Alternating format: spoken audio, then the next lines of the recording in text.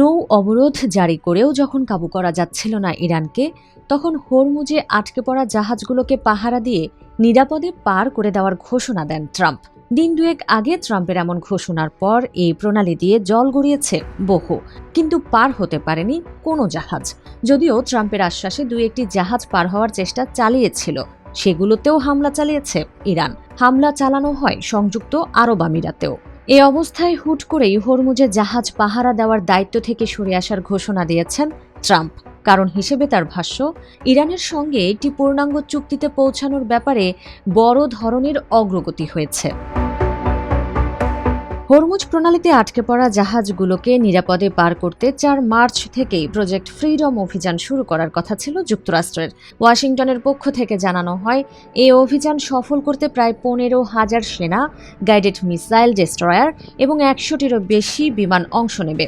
ইরানকে হুঁশিয়ারি দিয়ে বলা হয়, এ কাজে কেউ বাধা দিলে কঠোরভাবে তা মোকাবিলা করা হবে। সেই সঙ্গে সব কার্ড এখন আমার হাতে বলে জানান ট্রাম্প।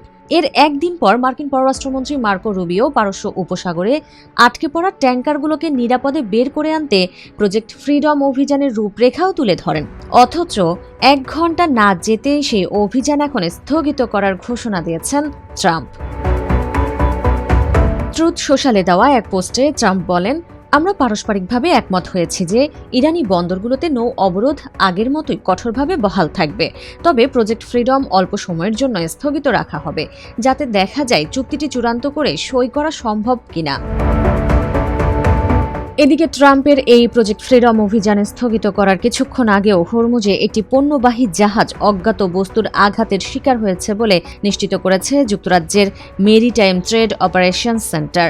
আর এ ঘটনার কিছুক্ষণ পরই প্রজেক্ট ফ্রিডম অভিযান স্থগিত করার ঘোষণা দিয়েছেন ট্রাম্প, যা নিয়ে এখন উপহাস করছে ইরানের গণমাধ্যমগুলো।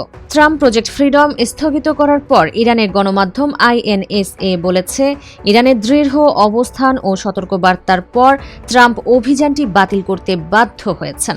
অন্যদিকে তাসনিম নিউজ বলছে, পিছু হটেছেন ট্রাম্প।